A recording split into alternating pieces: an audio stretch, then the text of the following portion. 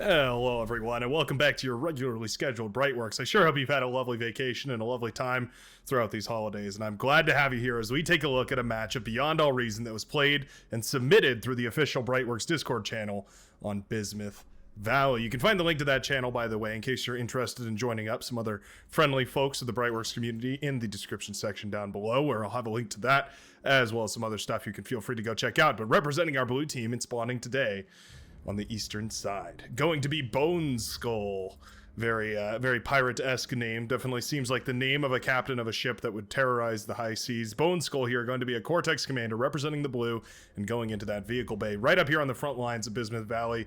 Wouldn't be surprised if we see that vehicle army mounting up first. We see a whole lot of those Wolverines, a whole lot of those Pounders, a whole bunch of Brutes built in the back line, and maybe we go for some sort of a tech transition into bots or something in the early game. That's kind of the stock standard, but we'll have to check back in and see what Bone Skull gets up to. In the meantime, all the way across the map, and oh, interesting, spawning in a bit of an odd situation here. Representing the red team is an Armada commander in the backline on Bismuth Valley, which is not typically a thing. It's going to be Misho? That's an SH to me, so it's Misho. That's our red team leader right there, and he's an Armada commander. Going to be playing with some of those Armada vehicles. Ooh, also going for a Beaver. So this might be a good time for me to point out that this is a little bit of a lower true skill lobby. And, you know, I do like to take a look at these games every once in a while because it can be just as useful to watch what some of these, you know, less advanced players are doing to maybe help improve if you're looking for realms of your own gameplay that might need a little bit of a tune-up. So we'll be enjoying that today. As already, right off the gate, we have a Beaver here, the amphibious construction vehicle, which, yeah, there's no water on this map, so it's actually, you're actually just paying 150 metal when really you could save, you know, a little bit of metal here, just going for 135. It also costs quite a bit more energy, yeah, almost 1,000 more energy or so. Definitely a slight inefficiency there. Certainly something to improve. All about improvement. Oh, we've got an air start up north here too. Soggy Cow going for an air lab here. 6 true skill. Tons of chevrons though. I'm surprised. That many chevrons indicates at least a couple of matches under your belt. Maybe just a long time spectator, or maybe playing a whole bunch of PvE game modes. Either way though, suddenly going to find themselves here in a pretty tricky situation as Regal R4 has sent across a couple of these rascals. Definitely much more stock standard, sending out a couple of scout craft, having them try and do some damage across the map. They're going to find an air constructor, and this should be the green light right now for Regal. Says, oh my goodness, my opponent here has gone for an air start. That means I can just make as many fast assault units and sizers here as a Cortex commander as I want, and it's not going to matter because there's nothing that the air player can do about it. I mean, maybe we could get a shuriken out here, maybe we could get a gunship if we were Armada, but what's it really going to be able to accomplish here? Soggy Cow will get the LLT up just in time to deter that rascal from going out here, but still, yeah, this is a tremendous amount of damage. A couple of units are out here for Lizardhide. He does have the rascal in the back line. Do we see any sort of reaction here? Not quite. Oh, there we go. Grunts are going to move back to try and catch this rascal. It can teeter around on the edges of this facility, though, and be a tremendous nuisance. And indeed, it will snipe a metal extractor. Oh, a little bit of an APM shortage here. That's always fun to see. Typically, your blue and red players represent the very best and brightest of your team, but it appears that in this game, it's pretty much an even spread all the way across the board. We might be in for a lot of learning opportunities, as it were, here. Radar tower comes up here on the northern side here. We're already starting up some LLTs with an air constructor. The reason why this is really sketchy is because the air constructor has so little build power. It has 60 build power as opposed to the construction bot's 80 build power. And I believe the vehicle has 100, if I'm not mistaken. I might be able to find one here. Where was that? Yeah, there we go. Let's take a look. Oh, no, it has 80 build power as well, though maybe that's just the... maybe that's just the amphibious one. Either way, the aircon is a little bit slower to throw up any of those turrets or metal extractors or basically anything here. Really like what Chariot of Fire is doing, though. Pushing forward with the commander and capturing a whole bunch of metal extractors right now. Actually having an energy crisis at home. Wouldn't mind seeing a couple of T1 solar panels coming up just while we need to get the infrastructure. Oh, okay. We actually have a whole line of advanced solar panels coming up, so that'll be quite nice. The first one, gonna take a while. The second one, gonna be a little quicker, but by the time you get onto the third, fourth, fifth, they start paying for themselves, and you can really spiral them pretty quickly from that. So having this massive amount of metal coming in every second here is definitely going to help Chariot of Fire. Meanwhile, Bone Skull dealing with some aggression over here. We've got the incisors out. They're going to be going up against a pincer, which is pretty funny. Bone Skull definitely probably a little confused as to why there's a amphibious tank on this map. Definitely wondering why on earth there was a amphibious tank at all. Definitely not going to be you know, necessarily the most efficient use of extra resources. Those tanks do charge a little more for the for their ability to go underwater. Zane Drake setting up a front line here as well, trying to make sure that Bone Skull can't push in, but also hitting a critical energy shortage right now. Tons of metal overflowing as well, so it's really time to see some solar panels coming up here. Wind speed on Bismuth Valley, technically, numerically speaking, pretty good. However, from personal anecdote, I can definitely say that sometimes it feels like the wind does not follow the outlined statistics here. Sometimes it feels like it's just a lie. Can't blame these players for going into a couple of those solar panels, especially with how odd this match has already become. I wouldn't be surprised if, we see some pretty unconventional tactics by a lot of measures here. I'm going to go ahead and speed up the game because I do believe we're going to be in for a little bit of a longer one just based on the way that these armies are already shaping up here. We have a lot of grouped up armies on the northern and southern side here. Loads and loads of blitzes have been built for Giorgini. Who's also going for a gauntlet in the back line here. So yeah, we're definitely setting ourselves up for a nice and porcupined little game. LOT holding the line right here for the yellow player. Certainly one of those games that you know, we've all started with, and we all started somewhere. A little bit of Janet's aggression here from Coupons. Maybe it was meant to be coupons. Either way, going to be trying to break down some of those LLTs. I don't mind it one bit. I think those are definitely going to be, well, once they're cleared out of the way, they're going to be super vulnerable. The red team, that is. I'm frankly pretty surprised that this northern side hasn't been aggressed upon quite a bit more here. These medium tanks certainly could have laid on a lot more pressure in the early game. Completely busted through on the brown player here. And yeah, I mean, just a tremendous amount of damage. We're building an agitator way in the back line. One of the problems with those early game T1 plasma artillery pieces is the fact that there's only so many spots on any map where they can get enough value to justify their enormous cost. We're talking almost half the price of a T2 lab, which is just monumental. And when you're dealing with that sort of cost inefficiency, you really have to milk every single bit of value out from that unit as possible, and certainly placing it all the way in the back where it will never have a chance of firing at basically anything. Yeah, definitely not where you want to see that thing whatsoever. Some build power is coming up in the front line, so maybe we have a plan on moving it forward here at some point. I mean, we can always deconstruct it, right? That metal isn't wasted yet. We can always deconstruct it and put it into something else. Something tells me that's probably not going to be the case here, though. A Juno is on the front line as well. That's quite interesting. Junos are actually really expensive. They cost quite a bit of energy, especially for an early game. This gauntlet is firing away, so that's quite nice to at least see one of these plasma towers getting a little bit more value out here. It's just them firing directly into those artillery pieces, but they weren't microed either, and so for the time being, that's going to be a victory, and there will be a nice big pothole right there in the earth as well. Centurion's being used as a front line force. They're pretty good. They're very strong. And what I mean by that is they have a lot of HP, so they make for an excellent tank, especially in the early game, but they're certainly very slow and can be outpaced by virtually any kind of assault unit, and even some of the medium units, tanks, for instance. Bone Skull pushing pretty far forward with the commander here. Tilt the camera so we can get a better view of this engagement. Yeah, the Centurion's acting basically as the scouting force, more or less. They can endure the firepower that those blue units can lay down, and so they can manage to give a little bit more vision back to the yellow player. But there's so many medium tanks available already for Bone Skull. They're just going to continue trading more and more efficiently. Down go a whole bunch of Rocketeers, down go a whole bunch of Maces, down go basically the entire army for the yellow player. He's got a trickle of units coming out right now, but no energy to speak of. Yeah, energy crisis is in full swing here. We're going for build power where really we need advanced solar panels or something of the like. You can see the orange player now building tremendous amounts of these advanced solar panels, and they're coming up nice and quickly here. We have T2 transition already done. T2 constructor in the wait here. I feel like it should probably get to work. Big old aggression over on this side as we do see a collision of forces. The pink player moving in some of those medium tanks, completely neglecting this ground right here. I feel like we see that a lot. This is a traversable pathway. This is a, you can move units up this hill and then down in this direction. I feel like some newer players oftentimes neglect the fact that you can maneuver your forces around like that. It does open up a very aggressive attack line where you can sleep some units into the enemy back line just like that. T2 is already up and running, by the way, for Chiron 320. So we should be seeing those T2 tanks coming out here. I'm going to go ahead and slow it down as we check in on the progress of the middle of the map here.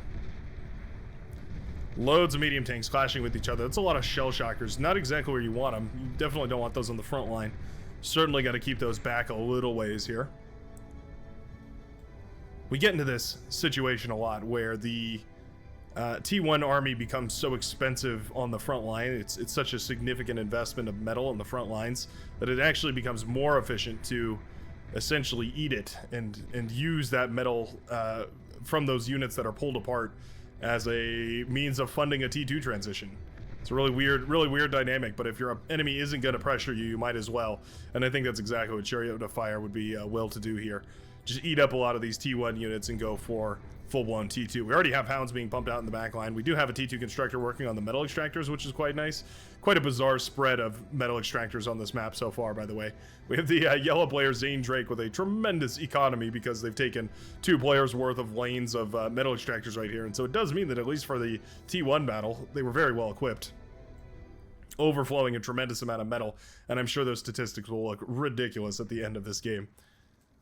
Spending your economy efficiently is definitely one of the skills to master when you're first learning how to play Beyond All Reason. It's certainly one of those things that took me a long while. If you remember the rule of thumb being just that the metal should be, or the energy rather, should just be significantly higher than the metal, you'll usually be in a pretty good spot. But this is the problem, right? So much static defense wreckage you can see right here from the round player just lying in ruin because it was not enough to stop these medium tanks. And frankly, there's not really anything in the T1 static defense arsenal that's going to be able to hold off anything like those shell shockers or a whole bunch of medium tanks, and absolutely nothing that's going to shut down T2. It's one of those issues that you get into. You start trying to overbuild the static defense but end up hindering your economy so brutally by it that you actually end up at a significant disadvantage. Bunch of fiends here, and they could definitely tear apart this army. This is all just T1. The Pounders are the only thing that represent any significant issue here, but they just don't do enough damage to really thwart those fiends. We're being so cautious with these fiends. So the first couple that are produced, so I can understand being a little bit wary of throwing them into the fire here. No pun intended. But yeah, I mean, the amount of value you would get out of these just encircling these tanks and flaming them to pieces, melting apart their thick armor plating would definitely be key to swinging the battle on that northern side here. Nice little dig on there from our green player. He's kind of standing still. A little bit of an APM overflow, I feel like, here. An APM underflow, maybe. Commander does go down as that tank. Well, tanks, plural, managed to land a couple of those shots on the Commander, bringing him down, as well as all that static defense that was just lingering about in the area. Shell Shockers now being sent in as an assault force. This is absolutely a miss micro right here. We're essentially all army hotkeying right now. Yeah, those heavy tanks are going to shrug off those Janus shots pretty effectively. Oh, and down goes almost the entire army right now for Chariot of Fire. A couple of T2 Hounds are available, but definitely a significant blow over in that department. A couple of Butlers coming out right now. They're going to run headfirst directly into a whole bunch of units over here. We do have Chiron sending out a couple of Mauser and some Bulls alongside the remainders of the T1 army. Tremendous medium tank ball over here, though. How many medium tanks have we got? Whopping 25 or so medium tanks, maybe not include these ones here. Yeah, there we go. About 20. I mean, it was probably more so before this engagement started. Those heavy tanks are definitely tearing apart a lot of those medium tanks, but they're also clustered up, so those Janus missiles, when they connect, do connect in a big way. Bone Skull's commander getting real low. Uh-oh, Bone Skull's commander does go down. That's going to leave the blue team without 2 of their commanders, whereas the red maintains at the very least, commander advantage with 8. Technically, that is the score, 8-6. Oftentimes, it's not how we compare the effective metrics of Beyond All Reason, but it is one way of comparing them, I suppose. Feels a little bit shallow, because oftentimes commanders are just outright sacrificed for the sake of the metal that's tied up in their corpse. So, yeah, it feels a little bit weird to say that the red team is winning by a commander lead, but I suppose it's technically true. Sheldon are now in a decent enough ball here that they can start to thwart that T1 effectively. Still, though, that is a dangerous amount of tanks. You know what would do wonderfully against these tanks, though, is a single scuttle. If you could build a single scuttle and set it to the front lines and detonate it on all those medium tanks, that's probably a couple thousand metal right down the drain. Yeah, 6,000 metal. My goodness, right down the drain if you landed a decent scuttle explosion, scuttle sacrifice. I always feel a little bit weird. Oh, nice self-D micro. I did catch that out of the corner of my eye. Self-destructing the fiends here, trying to get the most value out of them as possible. When you self-destruct them, their explosion radius is a little higher, and they do a lot more damage. Oh, we're just walking the tanks into the commander. Massive D-guns from Lizardhide.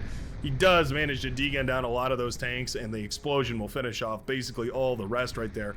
Lizardhide saves the T2 units, and so we'll be able to push back any remainder T1 forces, and I think that's going to be more than enough for the Tan player to comfortably move into a T2 economy right now.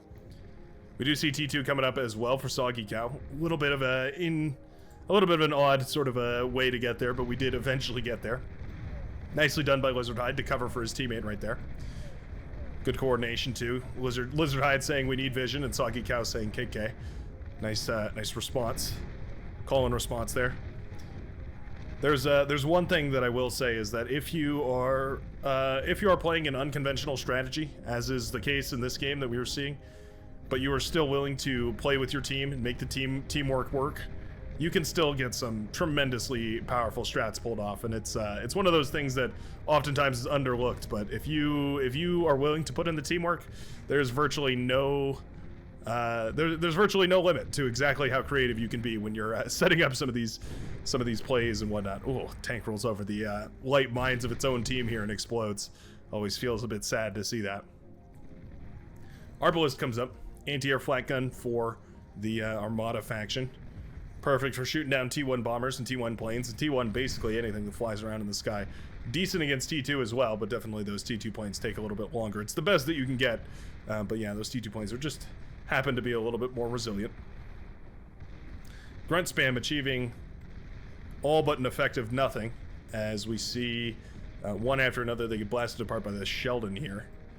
It's little moves like this where you kind of have to realize, like, wait a second, all my metal is going down the drain and I have to figure out where the leak is coming from. And it turns out the majority of the leak is coming from the tremendous amount of units that are being pumped out over here. Are we switching it up? No, this lab is still being kept on. It's tricky as a Cortex commander too, because you don't really have a great alternative.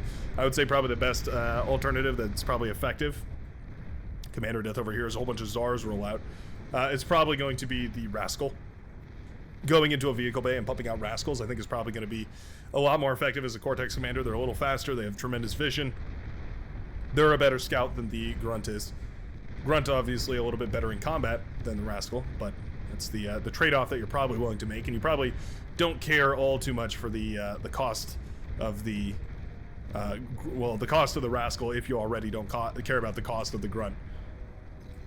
That is to say, the Grunt is a little bit more expensive, so you save yourself a little money and effectively get the same result out of it.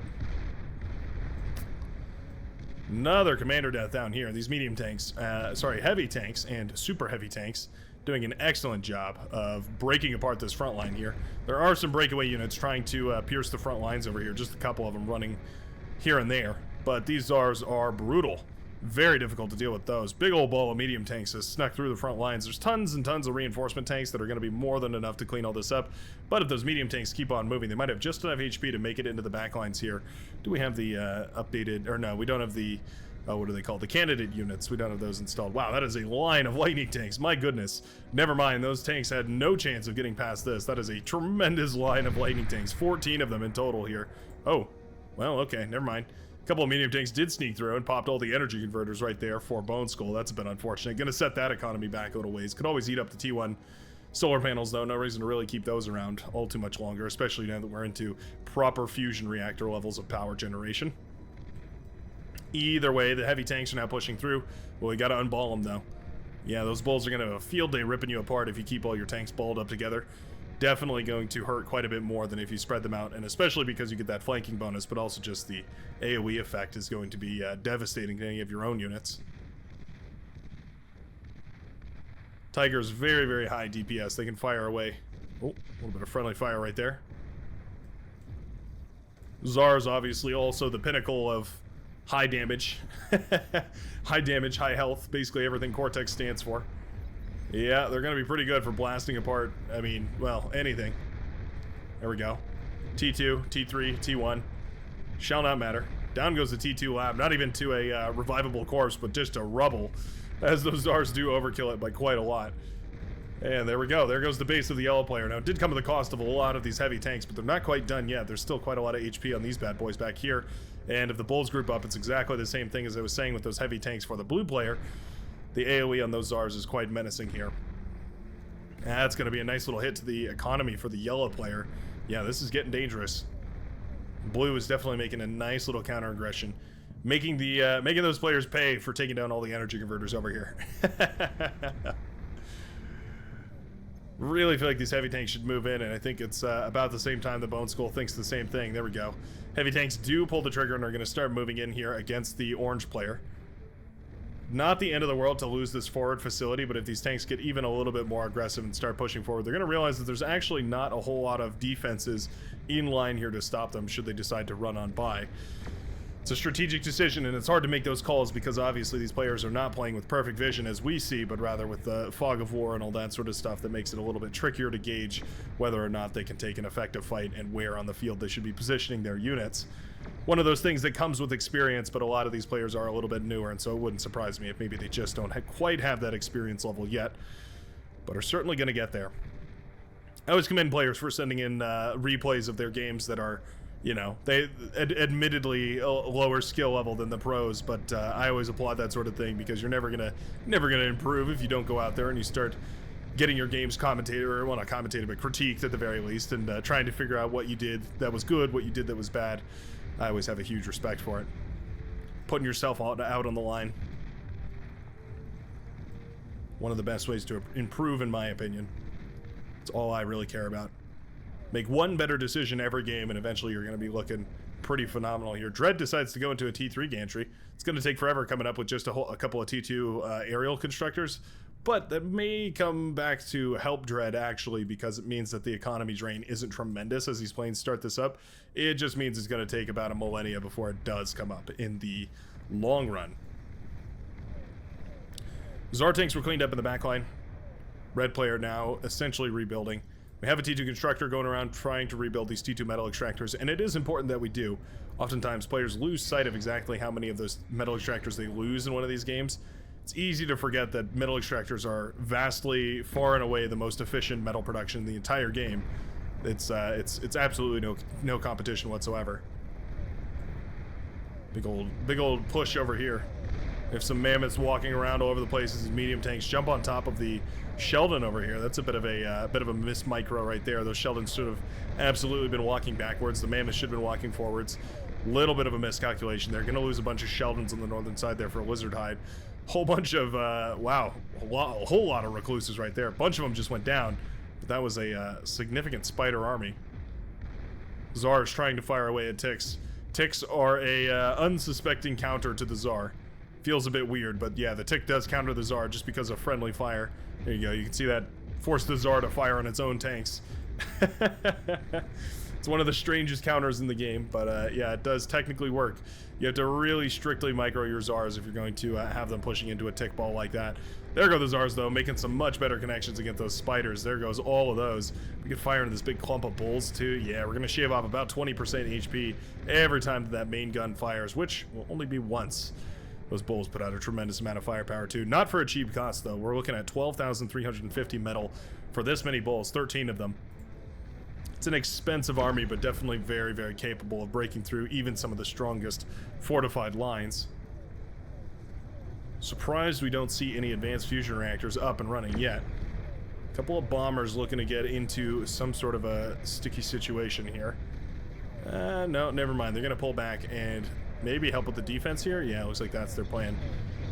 Gonna go after some of these medium tanks instead, and it's probably not a bad idea. Those bombers can actually clean up those medium tanks pretty well, as we saw, bringing those down extremely, extremely quickly. Heavy bombers are not to be underestimated. They will mess you up. The Mammoth Brothers, they are slow, but they are steady. And yeah, they will march towards you with an unwavering, I don't know, an unwavering amount of HP. They're pretty tricky to deal with. You really need some sort of Armada solution to the Mammoth. It feels like one of those units that Armada is perfectly centered around countering, with the sharpshooters, with the pulsars, with the starlights, with all that sort of stuff. The Mammoth is just a brute, and it moves at a snail's pace, but once it gets within range, it's really, really difficult to bring that thing down. And it's one of the things that Armada toolkits are just very generally suited for. I'm going to go ahead and speed this up now because I do believe we're falling into another sort of a stagnation. We really need to turn off the medium tank production up here. These balls of medium tanks have just not been very effective.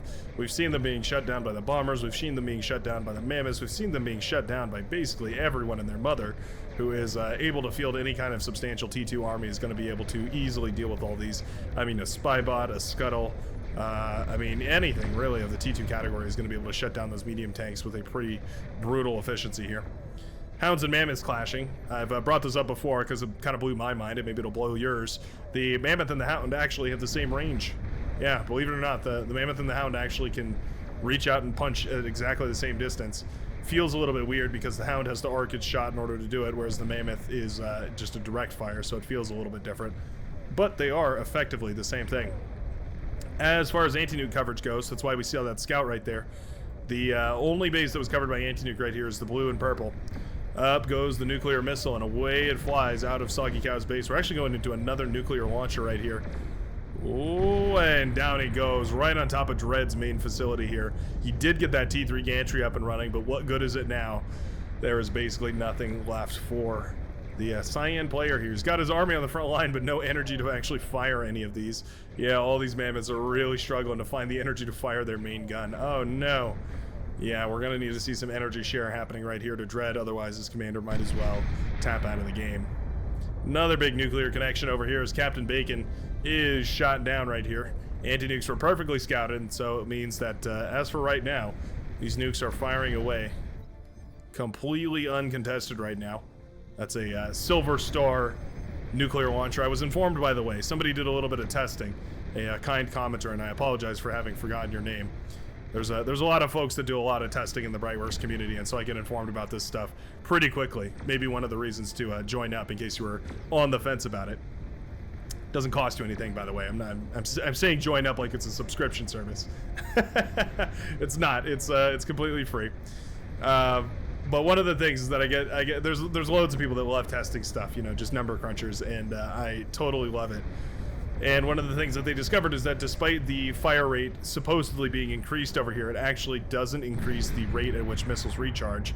Another beautiful nuclear connection right there. Chiron 320 losing the main facility right there.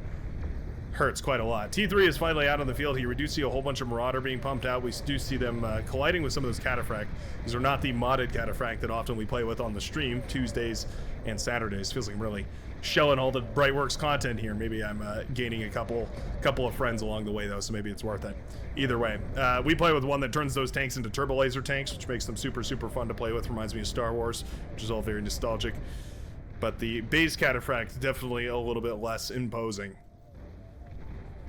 Here come the Marauders. Certainly enough Marauders to take down this base. There's, well, big fat nothing here to defend. Hot pink player trying... Oh, no, sorry. I discounted the Gunslinger. Singular. Trying to hold the base together here. But Saber Simp is definitely in a little bit of trouble. Red Marauder do come to the rescue, though. Okay, they're kind of derping about over here. They're not being spread out. You definitely want to queue them in a line rather than queuing them to a point wherever you're drawing them. But either way, yeah, Red Marauder going to be doing a decent job of cleaning up the Lavender Marauder, as well as all those bulls. It's one of the reasons why getting into T3 is so important in the late game. Even the most expensive T2 unit is going to just trade at the very best slightly as efficient, or slightly less efficiently than against those T3 units. There's a Razorback out now. And you know what I'm about to say, but I would love to see a Resurrection bot or 2 or 10 eating up all this wreckage right here. I mean, if we enter our metal vision just for a quick second, 28,000 metal. Oh, no, now all the way up to 32,000 metal lying in wreckage over there. Anybody who gets their hands on that is going to be a rich man. Catapult's pretty much the perfect unit for dealing with this kind of a spam of an army. Oh, devastation, untold. Massive connections right there. Pretty much the perfect unit for dealing with a big swarm of random T1 garbage thrown in your direction. Catapult missiles, very, very damaging on their own, and it fires about a bajillion of them. Going to launch them across the skies, well into the air, and down onto all those units. Oh, those Starlights chain reacted over there as well. Another lesson learned as far as the grouping of Starlights should go. Don't do it. There's a little bit of friendly fire from those catapults there. It's one of the things that you do have to worry about, is those catapults can definitely end up hurting your own forces as badly as they hurt the enemies if you accidentally let them. They're on hold fire though, so that's really nice. Yeah, Lizardite definitely doing the right job here. Definitely well aware of his units and what they should be doing. Using the Karganath as a frontline unit, using them as the assault unit, that's absolutely their job, and then using the catapults to break down whatever big clumps of spam that are being sent across the map right there. Very nicely done. Big old sharpshooter ball being built right here by the orange player, by the way. Trying to make sure that there's some sort of a counter out for any of those T2 that come, or sorry, T3 that come marching across the map. I like it quite a lot. Bunch of condors have been sent across the map as well. This is some excellent scouting by Soggy Cow. I was skeptical of the air start early on into the game, but the tan player managed to cover for the brown one just enough that I think it was probably well worth it. And the amount of vision that they're getting in the late game because of it is now paying dividends. Massive, massive dividends. Razorback over here finally tears through this base. I was a little surprised to see it just now doing so. I feel like this has been over here for a good long while, and I wondered why it hadn't happened already. There's a pulsar coming up over here. That's quite interesting. Oh, there's actually one in the base already. Okay, this is not the first, but the second pulsar. There's also a Titan on its way to come help out here as well. Razorback doesn't want to lose its life over here, though, and thinks about reorienting from a different angle. I don't blame it. I think it's probably not a bad idea, but the Titan's going to have none of it as it blasts away with its little pulsar cannon mounted on its shoulder. These remind me of a football player. I'm not exactly entirely sure why, but that's just kind of the general good vibration I get from those guys. Bot spam coming up here from Lizardhide, who's ready to step into proper bot spam. We're going full-blown into the grunts here as well as the T3. Definitely the right situation to be engaged in a big bot spam like that. You just need something big enough to... where are these rockets coming from, by the way? I cannot tell. Oh, they're Karganath rockets that are just disconnecting from their target. Oh, that's interesting. Anyways, yeah, marching these units forward slowly but surely, using the catapults to break down any static defense. Absolutely the right idea here. No reason to push this and take unnecessary damage on your units. You can just use those catapults and their devastating range to shell away from that far. And yeah, break down all this stuff. This is really nicely done here.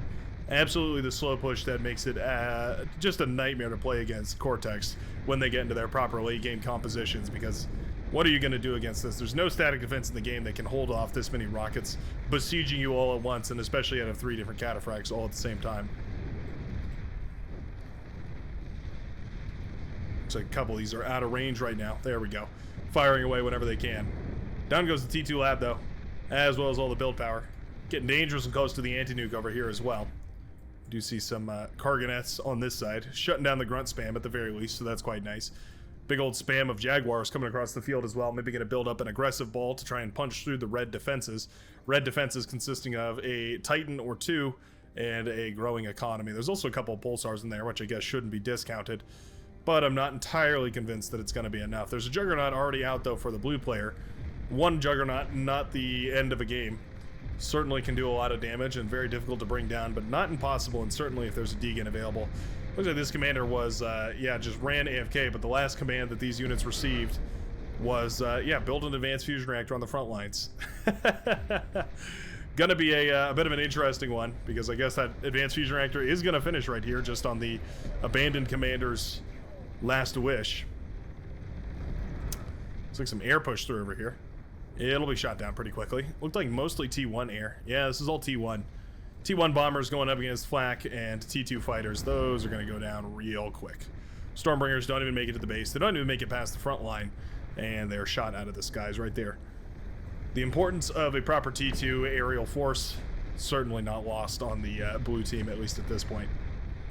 Did we lose those catapults? Yeah, it looks like we did lose those catapults, or at least one of them. Catapults do work against Juggernauts, by the way. A bit of a weird kind of a matchup, I feel like, but it does work. They can just output so many rockets, and the Juggernaut is just such a big target that it really doesn't matter, and so they'll just end up actually just eating the entire, or hitting the Juggernaut with, I don't know, maybe 85% of the rockets that they fire. Ends up doing about 6% or so off of a Juggernaut per volley. This is what I like to see. We do have the Resbots finally eating up all this gunk on the ground here. A lot of tanks, T2 tanks and T3 Marauder. Bunch of Resbots died over here, but at least these ones are slurping up the core majority of that metal right here. A lot of levers, a lot of levers. Looks like both teams really could have held in there. This is a pretty even game right now, I would say. Red team in the lead right now because those Resbots are eating up this massive wreckage field. But this game could definitely turn at any moment here. Titan very close to coming out. Pulsar misses its shot. That's always a bummer. Will the Titan be enough to shut all of this down right now? Oh, if the Pulsar manages to do enough damage there, it definitely will. Wow, that was nice. Pulsar just enough to bring down that Razorback right there, and I think the Titan will be more than enough to clean up a lot of these bulls over here. Pulsar doing a great job. Yeah, you know what? Those Pulsars, man, when they fire hard. Titan doing a great job, standing against the dark. Yeah, those bulls are getting pushed back pretty hard right now. Nice defense right here by the red player, getting just enough units out on the field here, just enough static defense. Pulsar looking very thin right now in the HP bar, but the last HP is the only one that matters, and so I guess I like it quite a bit. Anti-nuke stayed intact up north, so that, at least for the time being, nuclear threat won't really be an option. A whole bunch of grunts made it through, by the way. These are just being ignored. Gotta remember to zoom out every once in a while and take a look around the map. See what your units are doing, see why you have vision in the enemy's backline. Maybe I ought to use these units to my advantage here.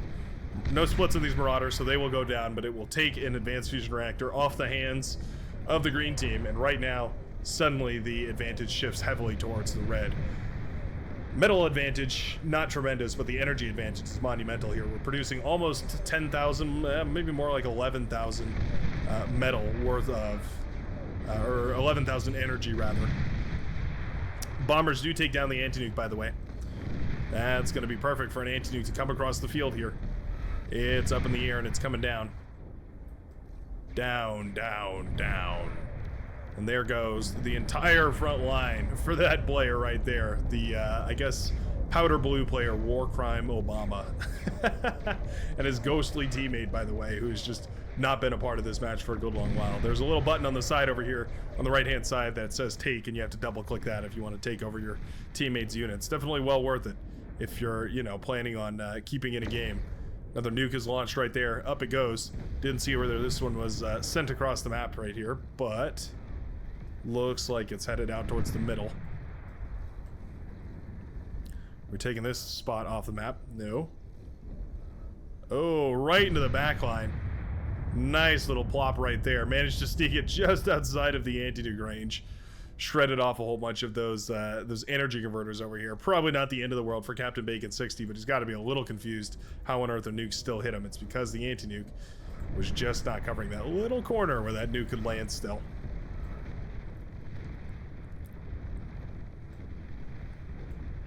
Karganeth doing a great job cleaning up a whole bunch of these. Oh, Sharpshooter doing an even better job, though. Yeah, you can see the chunk of that Razorback taken out every single time that these fire.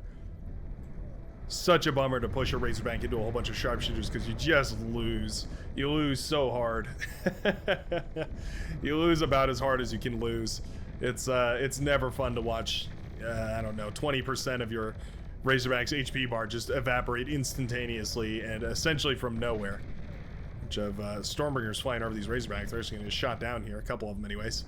Yeah, Razorbacks can shoot up. This needs to be dealt with right here. That is a grand total of 7 Razorback that have walked their way all the way down the middle of the map here. No escorts, no T1 spam, no nothing.